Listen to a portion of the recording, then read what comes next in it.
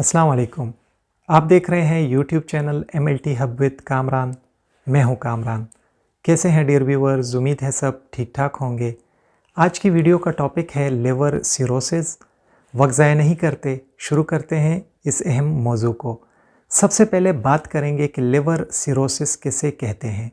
Liver cirrhosis दरअसल में जिगर की बीमारी का बिल्कुल आखिरी स्टेज होता है, आखिरी मरहला होता है, जिसमें जो जिगर में मौजूद सेहतमंद सेल्स होते हैं तो वो ख़राब हो जाते हैं और ख़राब हो रहे होते हैं। तो इस तस्वीर में जो जिगर आपको नज़र आ रहा है ये सेहतमंद है, इसमें मौजूद जो सेल्स हैं वो सेहतमंद हैं, इसलिए ये जिगर फ्रेश नज़र आ रहा है, ताज़ा नज़र आ रहा है। तो इस जिगर की जगह एक ख़राब, बदनुमा और दागदार जिगर जगह ले लेता है, जैसे कि आपको इस तस्वीर में नज़र आ रहा है। तो जिगर सिकुड़ जाता है, ख़राब हो जाता है, बदनुमा हो जाता है और दागदार हो जाता है। इस ख़राब, दागदार और बदनुमा और सिकुड़े हुए जिगर की वजह से जो जिगर है वो फिर अपने काम ठीक तरह से नहीं कर पाता। जिस तरह के एक सेहतमंद बंदे में एक सेहतमंद जिगर जितने काम करता है, तो सिरोसिस में ये जिगर फिर काम ठीक तरह से नहीं कर पाता।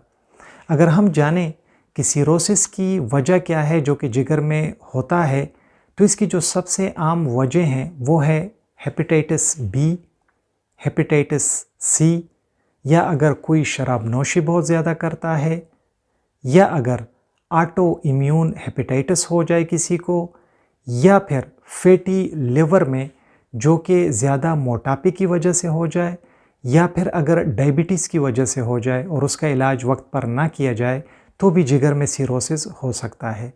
जानते हैं कि अगर एक शख्स को सिरोसिस है तो उसमें अलामात क्या होंगी। तो जो अलामात हैं वो हैं पूरी जिल्द का जर्द पड़ जाना, जिसे जॉन्डिस कहते हैं, पूरी जिल्द पर ख़ारिश का आ जाना, बुखार रहना, बहुत ज़्यादा ख़ुद को थका थका हुआ महसूस करना, जिस्म में कमज़ोरी का पैदा हो जाना, भूख न लगना, उल्टियाँ करना और उल्टियों में खून का होना, और इसके अलावा मतली का होना।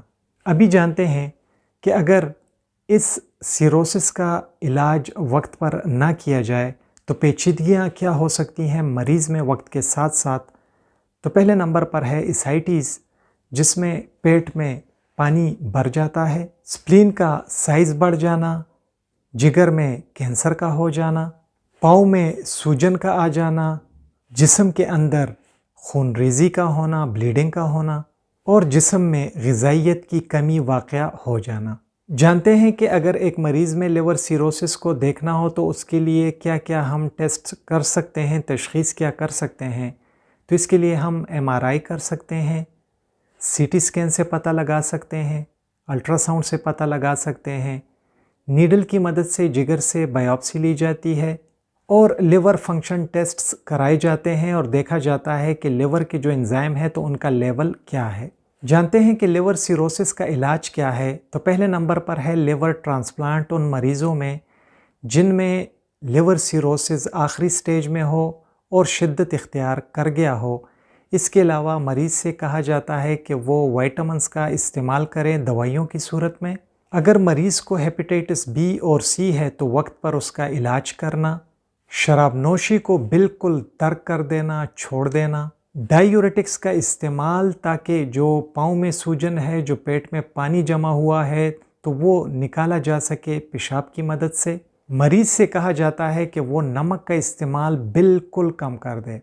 मरीज़ से ये कहा जाता है कि वो दिन में 1.2 लीटर पानी ही पी सकता है। इसके अलावा मरीज़ के पेट में जो पानी जमा हुआ है तो उसको एक नीडल की मदद से निकाला जाता है। इसके अलावा भी देखा जाता है मरीज़ में कि और पेचीदगियाँ क्या हैं या कोई और इन्फेक्शन तो उसे नहीं है, तो उसकी मुनासिबत से जो इलाज है वो डॉक्टर तजवीज़ करता है। बहुत ज़्यादा शुक्रिया MLT हब विद कामरान देखने के लिए। उम्मीद है ये लेक्चर आप लोगों को पसंद आया हो। अगर पसंद आया हो तो वीडियो को लाइक कीजिएगा, अपने दोस्तों के साथ शेयर कीजिएगा, हमारे channel MLT hub with Kamran को सब्सक्राइब कीजिएगा। अपना ढेर सारा ख्याल रखिएगा। अल्लाह हाफ़िज़।